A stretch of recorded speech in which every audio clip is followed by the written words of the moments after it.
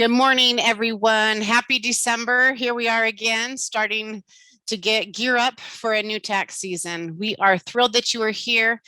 We are going to hear from a couple people this morning about program highlights and a quick start guide. So I'm going to turn the time over now to Scott Dalton, President and Lead Developer of Taxware Systems. Good morning, everyone, and welcome to the Taxware Systems Training Seminar.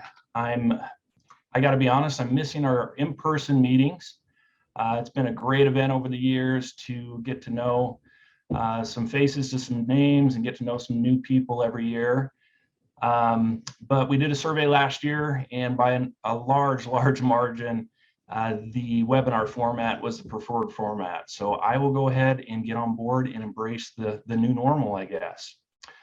One nice thing about the webinar format is instead of covering everything in one longer seminar, we've tried to create several smaller sessions so that you can attend the things that are important to you. Like Catherine said, I'm Scott Dalton. I'm president here at Taxware and also one of the lead developers. In this session, I'm going to cover some of the program highlights, enhancements, and additions that we've added over the summer. After that, we're going to turn things over to Matthew Gray, who is our lead technician and customer support representative. And he's going to give you a Taxware quick start tutorial, as well as some tech tips to help you through the tax season. Then at 11, our TaxCom session will start. We've held a few of these webinars this seminar, and if you're interested in working at all remotely with your clients, I would recommend signing up and attending that seminar. Then at 1, our last session today, we're going to have Refund Advantage and EPS share the benefits of bank products for your business. And then tomorrow, we will start again, same times. And at 9 a.m., we'll have Mike Nielsen host the WinTax 1040 review of implementation of the new tax laws into the programs and electronic filing. Then at 11 a.m., I will host an Entities 101 seminar that will walk you through the entity programs, and I'll primarily use the 1065 program as that platform template. And then our final session will be at 1 p.m. and that'll be hosted by TPG Santa Barbara, and they're going to share some thoughts on can bank products improve revenue. We are using Zoom seminar, so if you have any questions, feel free to ask them in the chat window. We have Taxware members of the Taxware team monitoring that chat window and answering questions. We have some great prizes this year sponsored by some of our partners and banking partners. And at the end of the seminar, Catherine will gather a list of the attendees, and then we'll notify the attendees who have won those raffles. So we hope you have a good seminar. We hope you have a great tax season this upcoming year. And let's go ahead and get into some highlights. First thing to mention, like every year, the 1040 line input screen has been designed to match the new federal 1040 form. But one item that I do want to point out that we've added is to the bottom section, you'll see the estimates and forms and schedules and the K1 input. Some of the feedback that we had was that toolbar was hard to find. So we've color coded it as well as docked it to the bottom of that page. So you should be able to find other income and additional information and K1s a little bit easier this year. Mike will get into this in a little bit more detail, but I'll just point it out. One of the largest graphics changes that we've seen this year comes to the other items on schedules 1 through 3. These items, as you're aware, used to be a drop down with basically the literals, and they would populate the right e-file record as well as the little literal next to the print. The IRS has basically expanded that, so not all, but virtually all of the other items have their own line item on schedules 1 through 3. This does mean that on some of those schedules, there are additional pages, but there are very few literal drop downs now. Now they pretty much all have their own line item. The master tax menu has been completely redesigned in our next gen format. Not all of our clients use the master tax menu, and that's totally fine. It's optional. I like it personally because it reduces the number of desktop icons that I need on my desktop into one kind of dashboard page on the master tax menu, as well as it just gives you nice quick links to support tools. Like some of our videos are there, and other website information is there on our master tax menu. Another thing that we added this year is, this is more of a behind the scenes thing. We had a few legacy states, and I know most of you don't understand that terminology, but basically the Next Gen program was still using some of the older states. Now those are all native. The last remaining states were in the 1120 program, and it just overall enhances having all that native for print and electronic filing and printing the complete return. It's just a cleaner setup to have all those native.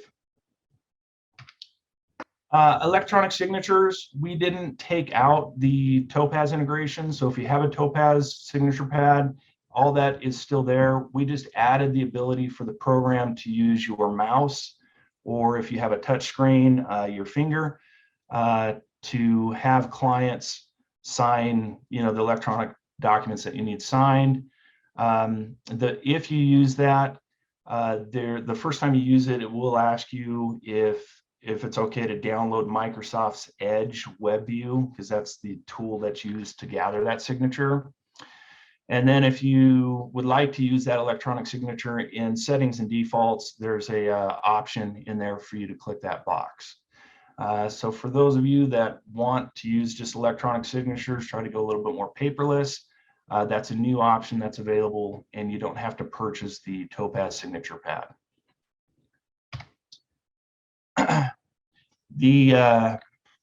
This is more related to Taxcom. We've been working on developing an API for the tax programs to basically talk to Taxcom.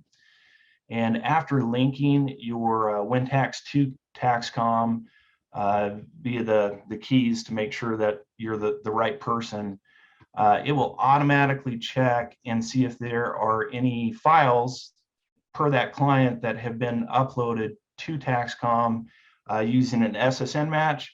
But it'll also use OCR integrated files for your W-2, your standard W-2, NEC, your 1099-Rs, have the ability to slurp that automatically into the Taxcom, or I'm sorry, the WinTax program from Taxcom. We plan on increasing some of the API capabilities in the future to things like uploading completed returns, and some of your 8879s and other signature documents automatically.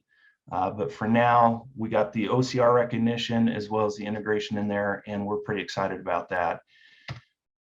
This is just a little bit of a preview, and for those of you attending the Taxcom seminar later today, this is going to be a bit of a duplicate, and we'll cover it in greater detail. But here you'll see how the OCR add-on works, and we're going to drag a W-2 over into the OCR extraction page, and then we're going to bring that up, and we're going to review that data, and you'll see that the OCR, all the fields on the right are OCR captured data.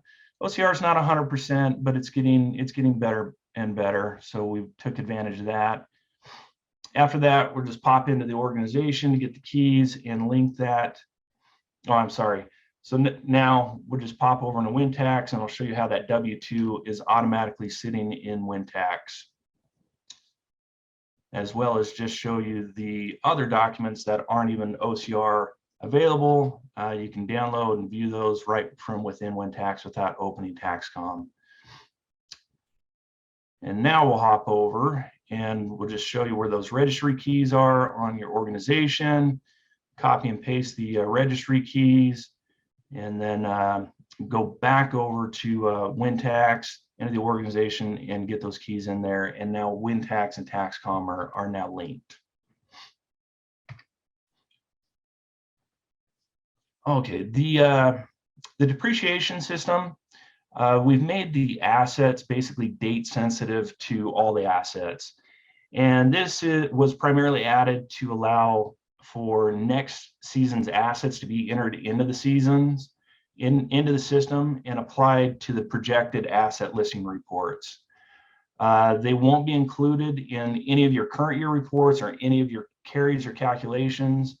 And then during your year-end update process, when you recall the data from the prior year to the current year, any assets that are linked to those files, it will look at the acquisition dates and any of them that are greater than the fiscal year end date of the that's entered in the basic depreciation won't be year end updated.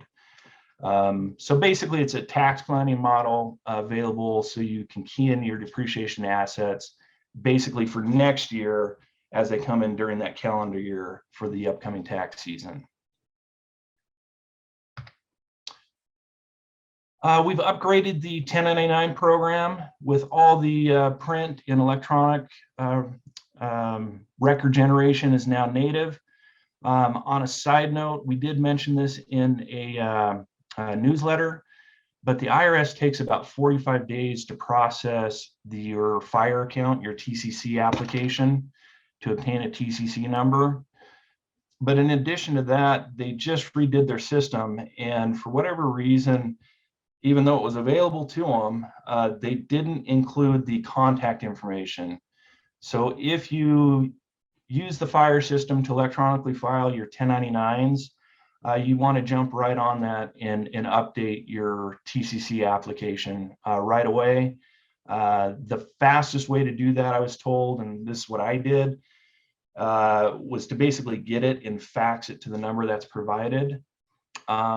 I sent that in a good solid 3 weeks ago, and I still haven't, my contact information isn't been updated yet. So if you use the 1099 program, you'll want to jump on that right away, because obviously those are due the end of January, and time's starting to run out on those. And in order to log into the fire system, they do matches with your EIN, your TCC number, and your contact information and your company information.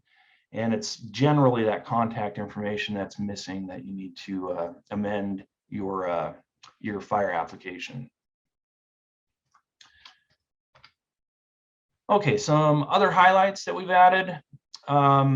The entity programs per request now will print 1 per page AX. We also added the 1120X program. In the past, for amending corps, if you electronically filed, they would let you basically supersede the return, and you had some amended lines added. Now they don't let you do that. If you try to do that, it'll give you an electronic filing reject. So the 1120X has been added to the 1120 program. And then last thing to mention is last year we began the process of moving toward one common shared folder structure, and Matt will cover this in probably a little bit more detail, to share lookup items, your zip codes, your W-2 databases, your tax return information, general data. This has gone really well. And now that this is established, that structure is established, we can do some really fun behind the scenes things to make your life easier, to configure your upcoming year almost automatically. Some examples of this are on the screen. If you go into the program, your 2020-21 apps, instead of having to use a New Year wizard or any of those things to move your prepare and ERO information forward, the programs will automatically just go sense and look for that prior information in that shared structure. So setup should be a little bit easier, and Matt will go over that probably in a little bit more detail. Hopefully I'm not throwing Matt under the bus. The next highlights were mainly in the systems last year, with some continuing enhancements, of course, but I've been on a few calls with clients and I've shown them these buttons primarily, and it's like the best black magic trick that I've ever showed them. For due diligence, we wanted to speed up the process where possible. So we changed the check boxes to radio buttons. So it's just one click and it's a little bit easier to get through the due diligence checklist. The next is the ability to recall the answers used from the prior year. And that sped things up. And then the other is to copy information from a dependent that you may have already keyed in for this year. Say it's a new client. Again, we just want to stress that due diligence and how you handle a lot of that is per your business rules, per your office. So if you want to go through that and really ask those questions and dive into it, I think that's great. But we just wanted to provide some additional tools, especially if it's a client that you've already worked with, you've already had conversations with them, things are relatively the same. These are some tools to speed up that due diligence process. This next one is just talking about passwords in general. It's no surprise that we work with sensitive information. In general, use of programs like TaxCom are more secure, but at a minimum, we highly recommend that you password protect your documents. And on this slide, I'm just showing in the configuration how you can automatically set the system to apply a password. We have it set up to automatically apply the last 4 digits of the tax client's SSN, or you can put in a password there, as well as some default language if you're using our internal email system and attaching those files. Also, when this is set, the password protection set, when you go to archive a completed return, a PDF return, it'll apply that password automatically and put it in the archive PDFs folder, so that if you're attaching a document via email, the password's already protected or already applied and ready to go. Again, more secure systems like Dropbox or TaxCom are probably preferred over email. Email is it's probably the less secured out of those 3 options. So at a minimum, we recommend that you apply some passwords to your sensitive documents. I think that's it as far as the program highlights. I'll just go ahead and introduce Matt. Matt is our lead technical support technician, and he will go over some of those wizard items for your preparer, ERO setup, and some tech tips. He has a deep knowledge of setup, the programs, the computers. If you watched any of our training videos, there's a good chance that you've heard his voice. And with that, well, I guess before we end, were all the questions and answers dialed in the chat, Matt? They sure were. Perfect. All right, Matt, I will stop sharing and switch it over to you. All right. Let's see. There we go. Hi, my name is Matt. I'm the lead technician here at Taxware. If you've called in any amount of times, you've probably already spoken to me. Today we'll be going over the Taxware Quickstart for the 2021 tax year. This is designed to get you up and running, show you where and how to download the programs from the website once they're available, and then getting your program set up and ready to do your first tax return. So let's start off with installation and setup. For installation, you'll need to go to the website, you'll need to download the programs, and then you'll need to run the installer. Pretty simple stuff. First, we start off at the website. Our website is www.taxwaresystems.com. That's systems with an S at the end. On the website, you'll find very useful information. There's video tutorials. There are blogs and bulletins, news that comes out. I think we repost a lot of the IRS quick alerts that come out. There's also some message boards. So if maybe the information isn't on there, you can ask on our message boards, and either myself or another preparer can answer those questions for you, or at least try to. Anyways, from the website, in order to start downloading the program, you're going to click on the client portal button, which is on that top right, that nice big red button there. Once you're there, it's going to ask you to log in. If you've never logged in before, there's a little link at the bottom that says, click here if you have not created a username. Once you go into that section, you'll put in your information that it asks you, and you'll create a username to log in the future, and you'll be able to go in and download the software.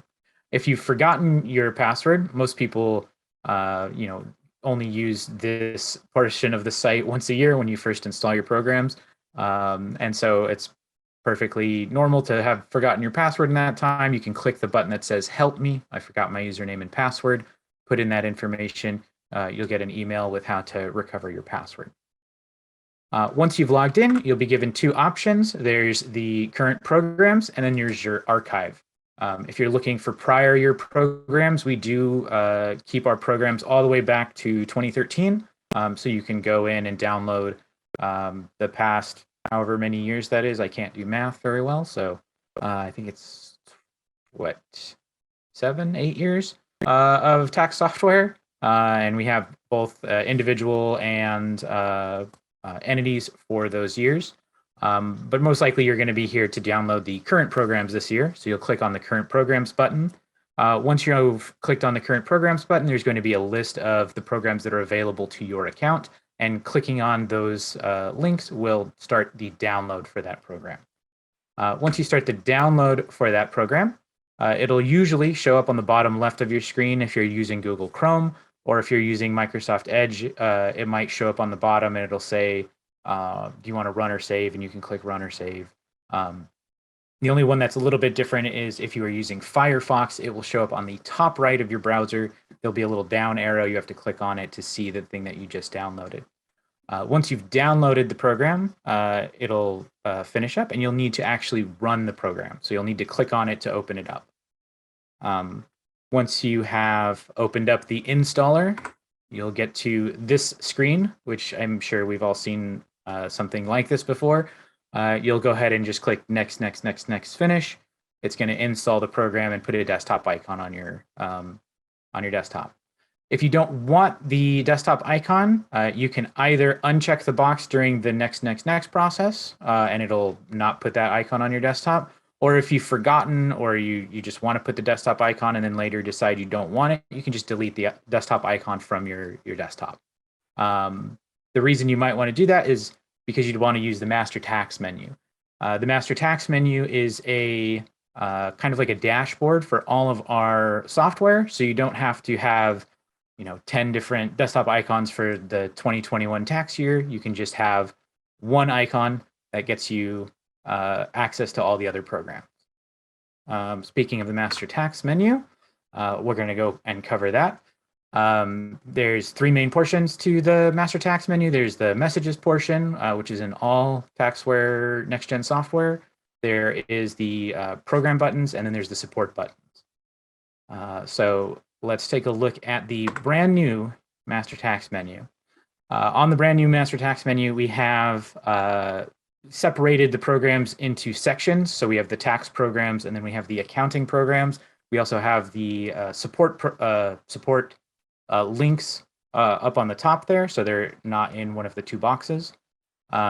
It's the same setup for the old master tax menus. You click the button, the program's going to open right up. So nothing's really changed with how it works. It just looks a little bit different and hopefully a little bit more organized now. On the left-hand side of the master tax menu, you'll see the messages. These messages are from Taxware directly. These things cover deadline updates, so we will give you kind of a reminder that the deadlines are coming up.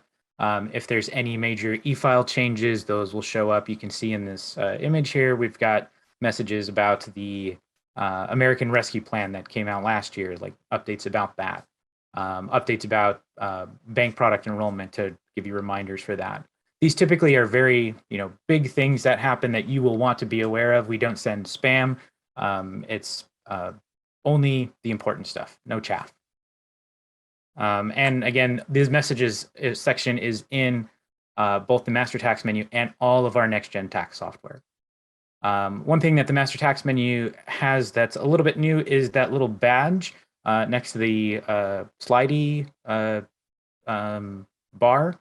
If you click that button, I don't know if you can see my mouse, but the little badge that says 3 here, there's a little button here. And if you click that, it'll actually hide the messages. But if there's ever a new message, that little notification box will come up and say, hey, there's a new message here. So make sure you do go there and open that up. One thing from the master tax menu here is the settings. Normally, you're not going to have to touch the settings. The only time you will is if you are on a, if you install to a non-standard path. Basically, if you ever install your program to something that isn't the C drive, or you don't just click next, next, next. And if that's your case, then you'll need to go in and change your program path. So we're going to take a look at that. But for most people, you can just ignore the next 2 minutes of me talking. So from the settings menu, you can click on paths in order to go into the program paths section. In the program paths section is a list of all the places where the programs are. And if you needed to change any of those, say you install to a D drive or an E drive, you can go in and change those from here. The other thing that's on this menu or on this screen that's important is at the very bottom is the client ID. You need to put in your client ID so you can get updates to the master tax menu. This is a brand new program, so there's probably going to be a few updates in the very beginning of the year. So look out for those. If you have your client ID in there, that'll happen automatically. There's nothing you have to remember to do or check or anything like that. By default, when you first open the master tax menu, it's going to prompt you for that client ID. So the only time you'd really need to go and change it is if you made a typo when you typed it in the first time. But that's where it would be if you did that. The other thing that's important here is the Taxware settings and data path, which is on the top. As Scott said, we've changed things with the settings and data path, which I'll go over in a little bit from a couple years ago. And now everything's in one spot. And so that one spot, that settings and data path pretty much replaces everything that you had to do in previous years with the New Year Wizard. The settings and data path is going to automatically get pulled over if it can be, but if something is not seeming right, or your ERO or prepare information didn't carry over, come back here and check this screen to see if that settings and data path is correct. Again, most people will not have to touch this. If anything I said didn't make any sense, just go ahead and ignore it. It's probably not going to affect you. This is for the users that know what they're doing when they're installing to a different location. Finally, on the master tax menu, we have support. So on the support bar, we have that settings menu that we just went through. We have a link to our tutorial videos. So if you have not seen our tutorial videos, this is a great thing to do at the start of the year to kind of get a refresher on how to move about the program. If you're brand new to Taxware, it's the #1 thing we recommend after getting set up is to go and look at those tutorial videos. We have the manual for the master tax menu. We have the message boards. So a link to the message boards. You can go to those message boards, sign up, and talk to other tax preparers and to the support here at Taxware. And we can offer some help with common issues and things like that, or other preparers can help you out with things that might come up during the season. We have the link to the IRS website as well as to Taxbook. And then finally, the Taxware Connect. If you've ever called in for support, or even you probably encountered this with sales, that we have you go to Taxware Connect and we can help you directly. It's like having a technician right there over your shoulder to help you fix any issues that might come up. Okay, we're going to go into the WinTax setup. So the 1040 setup, which is going to be a lot easier this year than in prior years, again, due to that settings and data folder. The first thing you'll want to do when you open up the program is just go into the prepare and the ERO setup. This is going to be the main screen you see here. You'll go into that prepare and ERO setup, and you'll make sure that your information has pulled over, #1. and number 2, hasn't changed from last year. So if you need to make any changes to your preparer or your ERO, let's say you changed your phone number or you moved your office or something like that, you can go into that preparer and ERO setup and make those changes. So that's the first thing you'll want to do when you open up the program there. The second thing you'll want to do is go into the defaults and settings and make sure that your settings and data folder is correct. If you're on a single computer, you pretty much don't need to touch this. It's just going to be the default, and the default is what you want. It's going to put the settings and data folder in the C drive on your computer in the place where it's supposed to go, and it's going to set your current year and prior year data paths to where they're supposed to go.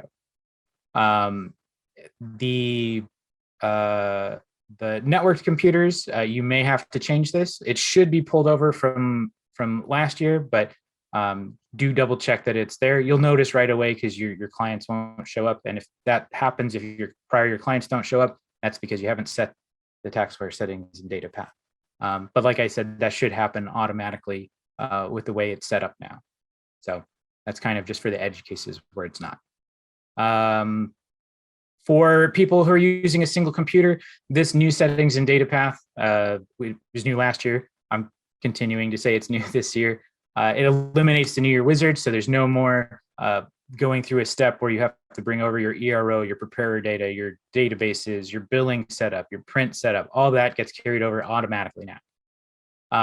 And you also have the function to switch data folders very quickly. So if you have multiple data folders, I know some tax preparers like to have a folder for all their clients that were started in January, all their clients that were started in February, et cetera. You can make separate folders for that and easily switch between them. It's great. People who are on a networked setup where you have multiple computers in the same office, this also will make sure that your e-file tracker is set to the right place. If you make changes to your preparers or add preparers, those will be available on all the computers immediately. You don't have to copy and paste anything. Your ERO and your billing and print setup will also, if you change it, will go to every computer immediately. You don't have to copy and paste anything like the old system. So just as a recap, the way the old programs work, the legacy programs, that's anything that's 2019 and before. Every program pointed to its own folder and it had its own data folder, and it kept everything to itself. It was kind of isolated. The new way everything's done is every program points to one central folder, and then the program just does its magic and figures out where everything is supposed to go. So there's no more getting confused with where your data path is. If it gets erased or if your computer crashes, it just is going to be in the one spot. Everything will be in that one spot. Super easy. Okay. So let's take a look at some of the other defaults and settings. To get there, you're going to click on the, let's go to the program here for a second. So you'll go into the defaults and settings button here. And this brings you to the settings and the defaults and settings. The very first thing you'll want to do once you've done the ERO and preparer stuff and you're in this defaults and settings screen is you're going to put in your Taxware client ID. The program is also going to ask you for this Taxware client ID when you first open it, but in case you forgot or maybe you made a typo, you'll want to check that your Taxware client ID is correct. This Taxware client ID is what lets you e-file. It is what lets you do updates automatically. So you'll want to make sure that's correct. The next thing you'll want to check is your Taxware settings and data path. We just talked about that. And you can see here, there's that current year data path I was talking about. These are the data folders you can switch between. So if I wanted to, I could add a new folder. We'll call it January. And then I've got a new data folder for 21 called January, and I would start putting clients in there. And if I wanted to switch it back to the regular default one, I can click here. I can add a new folder. Super easy to switch between them. You can even do that on the recall client screen from the menu at the top. You'll notice that this year, the prior year data path no longer looks like C, Taxware, 19 win tax, all that stuff. It's now just reading it straight from the settings and data folder, which means that you don't have to set that either. So that's the goal. That's what's getting rid of the New Year wizard from the master tax menu from prior years, if you're used to that. Next, we have the two program paths. So the depreciation program path, this should be the default as long as you click next, next, next, finish when installing the depreciation program. You're not going to change this. If you did, and you know who you are, you're going to go ahead and change this to your correct path. DocArc program, same thing. If you have the DocArc program path, this should pull in automatically, but if not, you'll go ahead and set it to your DocArc program path. You'll want to make sure that you set your default preparer and default ERO. This will make it so that when you start returns, that preparer on this computer will be set as the preparer for that return, and that ERO will be set for that ERO. So if I click on this, I can choose myself here, choose our ERO, and you would choose your ERO. Your billing and print setup are going to be carried over automatically from last year, but you will want to go in and double check, or if you need to make any changes, you can go and make those changes. So let's say I wanted to charge $100 for the 1040, you would simply click on the 1040, type in $100, you're good to go. If you wanted to make multiple changes to things at once, you can highlight a bunch, type it in for all of them, and it changes it for all of them. You can even hold control and click, and you can change the prices for things that are a little bit different, that are not like right next to each other. So let's say I wanted to charge 50 for those, I can type in 50 and it'll put it in for all of those. Keep in mind that this billing portion is a default. It's snapshot based is what we call it, which means that changing the default billing information here will not change the billing information on any return that has already been prepared. And if you think about it, that's a good thing, because last thing you would want is, say, you had, Joe in January come, you charge him $100, he paid his $100, and then you change the defaults and it's $150 now, and now he owes $50 when he really doesn't because he already paid. So that doesn't happen. It's snapshot based. It only changes things going forward. So any new clients you make after you've changed the billing information here, it will set that as their billing.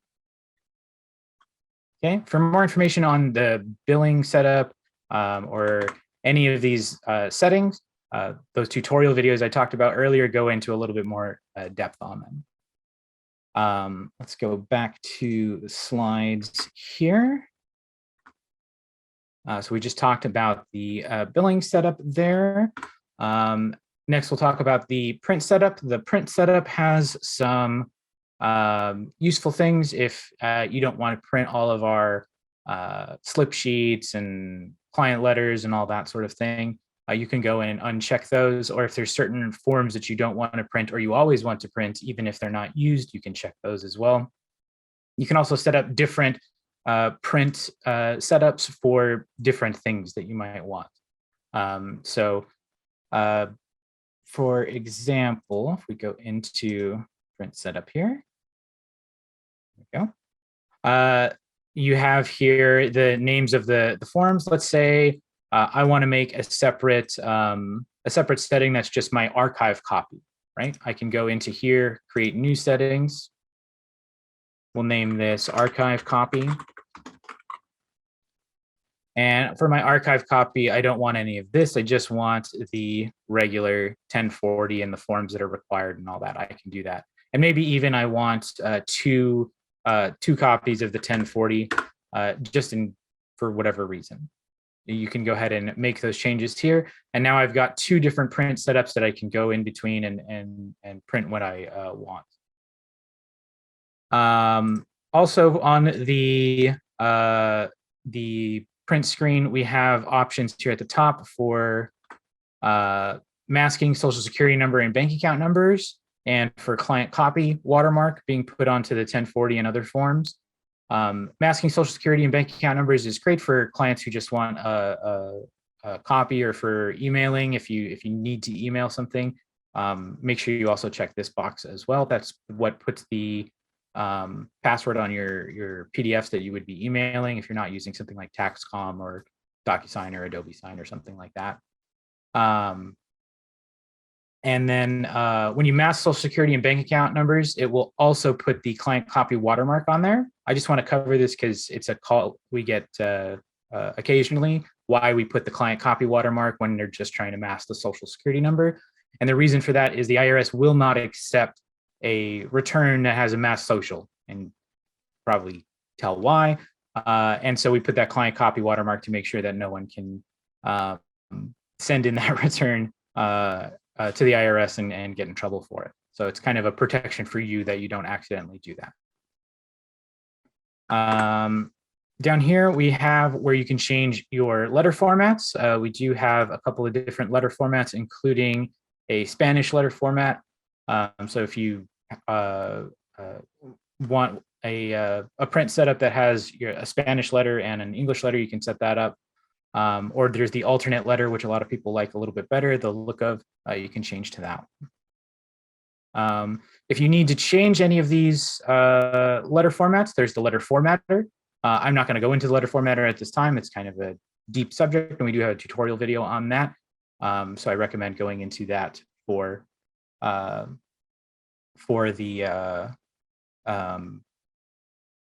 information.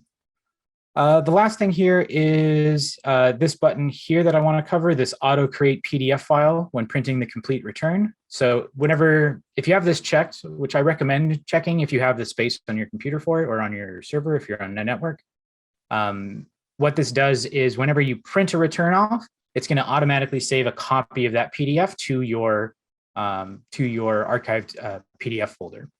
And that can just be useful in case like the worst happens. That'll automatically get put into your backups. It's really useful to have that extra bit of security.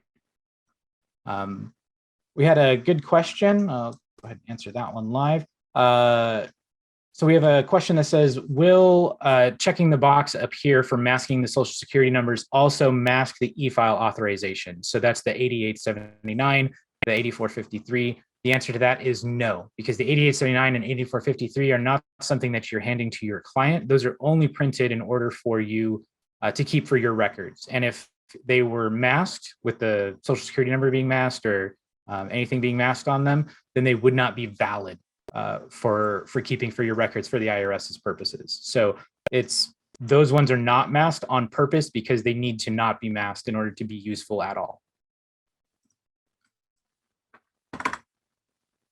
Okay. Let's see here. So I think we covered the print setup. We covered the letter formatter a bit. The video on our website goes into a lot of detail in the letter formatter, what you can change and what you can't. The things you'll want to usually things that want to be changed are maybe like the name of something or the picture on there, and the video goes into great detail on that. So do watch that if you're interested in making custom letters. I think this is the last thing, which is automatic backups. So every year we get a call from some client who has not backed up their server or backed up their system, and then they lose everything, whether that's to natural disaster or theft or just the computer crashing. The first thing we will always ask for is a backup, because a backup means that instead of taking, several weeks or months of hand putting in returns, we can restore your settings within a matter of a couple of hours of just loading the data back in. Luckily, the program has automatic backup features, but you do have to set it up beforehand. These automatic backups are not on the cloud. These would be to external hard drives that you have in your office. We do recommend getting other automatic backup systems. You can't have too many backups. It's not like, oh, they're going to interfere with each other. No, you should use cloud backups if you're comfortable with that, or external backups if you're comfortable with that. Our solution here, the way it works is you will set your backup storage path. You're going to want to set it to an external hard drive because having a backup on the computer itself is not very useful. If the computer dies, then you're not going to be able to get that. So you need it on a separate thing, an external hard drive. So this is just where is that external hard drive you want to set up. So here I have it set up on a D drive, which is an external hard drive that I have. and then Taxware backups. If you ever need to look at that folder, you can click this view button and it'll automatically open up that folder in Windows so you can go and look at what you've backed up. You can run a backup immediately by clicking this button. That'll save everything, your ERO, your preparer information, your returns, your archives of your returns, your acknowledgements, your e-file tracker, your billing and print setup. So literally everything it saves. That's not just tied to the program itself. So if you just want to do manual backups, come in here, click this once a week or so, and make sure this path is correct, and you're good to go. If you're like me and would forget to do that all of the time, then you can set up a schedule for it. To set up a schedule, you just click Add. It's going to ask you, how often you want your thing to be done. We recommend once every couple of days during the tax season, once a week or so off tax season, but whatever makes sense for you. If you want to do one every day, that's perfectly fine. So you'll set that. You'll choose whether or not you want to include PDFs. For the daily backups, if you are doing it every single day, you don't really need to include PDFs in those backups because you don't want to. PDFs are large files, and even though they're not super large, like you can have a lot of them, eventually, if you do it every day, it's going to start to add up, and you can go in and delete those if you need to, but I recommend for daily ones, don't include the PDFs in your backups. You would change the frequency. Let's say I wanted to do this every 2 days, and then you would select a start date. So the start date is just when exactly do you want to start doing these backups. Let's say I want to start doing them January 1st of next year.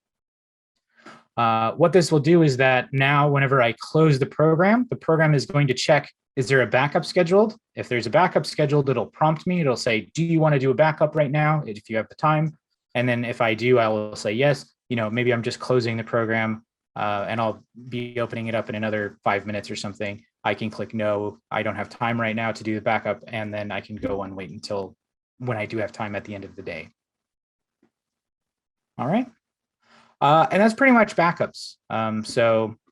The story I always tell is that we had one client 1 year who a car crashed into their office and destroyed their computers, and they lost everything. They did not have a backup. So they had to spend time putting returns in again manually by hand. It took them several months to put those in. The very next year, I believe, another car crashed into their office, which is crazy. But they had a backup that time. They learned the second time, and they were up and running within 3 hours of getting their computers fixed and back into shape, and they lost nothing. So that's the difference a backup can make. Again, if you don't want to buy an external hard drive and you'd rather do something like a cloud backup, we do recommend that. Those services are not very expensive. They're $4 or $5 a month, typically $5 a month for the peace of mind that if something happens, then you have it all backed up. They'll ship you a hard drive or whatever it is, and you can get up and running in a week or two. Is worth the price. Okay. And that is it for me. It looks like we've answered all the questions here. I think I'm going to go ahead and hand it back over to Catherine. Oh, we did get one more question. The question is, does the backup overwrite all the old or just the new data? And the answer is it doesn't overwrite data at all, which is one of the key things about it. Is that when you do a backup or you have that backup, it creates essentially a history of every time you've done the backup. So if you, for instance, had a backup a month ago, and in between the month ago and today, for some reason, somebody deleted a client from the thing, you would be able to get that client back from your backups. The backups aren't very large. The data files from Taxware are not very large. The biggest thing is the PDFs, which is why I said if you're doing daily backups, don't check that box that says include PDFs. maybe set up a separate backup that's once a week or once a month that gets those PDF files. But it does not overwrite your previous backups. It just creates a new instance of it. And that looks like all the questions I see here. So Catherine, I'm going to go ahead and hand it back over to you. Thank you all for choosing Taxware, and I'm sure I'll talk to some of you soon. Thank you so much, Matt. Appreciate it very much. I have a couple of housekeeping things. Number one, we are so appreciative to TPG, Santa Barbara TPG. They are a bank product bank. They are donating $250 gift card for today's raffle for this actual session. And so I will be notifying one lucky winner of that a little bit later on today. Number two, look for important emails from Taxware. Like I said, like Matt said, we don't spam you with a bunch of stuff. We only send you things that are critical updates. Our last email was a newsletter that we sent out December 3rd. And so if you didn't get our newsletter that had quite a bit of information included in that for the coming season and what have you, you might not be getting our emails. And if you're not, do a little search for Taxware and make sure that you whitelist us or make us a safe sender or what have you. If you've got Gmail, try to get us into that in the priority email box instead of in promotions or whatever else it wants to throw everybody in. I'm also, you are going to be sent one email for sure tomorrow afternoon. And I'm going to give you a little bit of a preview of that. Let me share my screen for just a moment. And so we have added a website, a web page, a new web page to our website, and it is called Current Live Trainings. And so we are hosting a handful of other live trainings in addition to this annual seminar to really dig deeper into a couple of different topics. And so on our website, you will find, you would click on the technical support and training tab here at the top, and a drop down would populate here, and you would select current live trainings, and that web page, which is shown there behind that, will show up, and you will see that our very first one is Thursday, December 16th.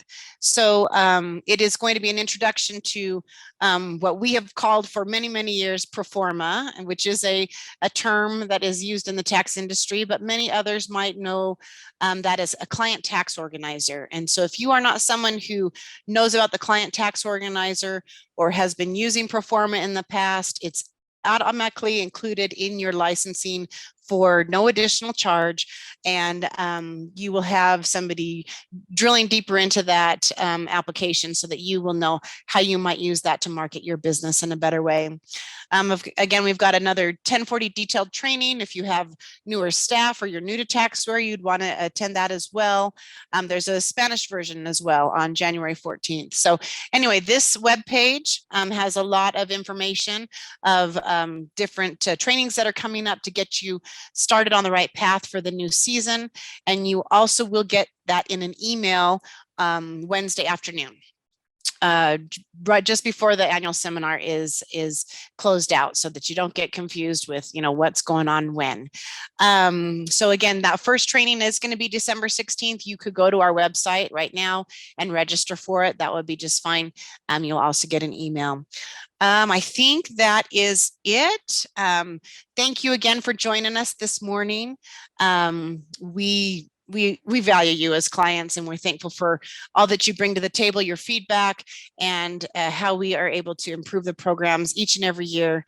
We've been doing this for over 40 years, and we're just grateful to be a staple in this community. So we hope you have a great rest of your day. If you haven't signed up for the TaxCom webinar at 11 a.m. Go in and register for that. You must register for each webinar that you're going to attend. All right. Have a great rest of your day, and hopefully we'll see you again at 11 a.m. Bye-bye.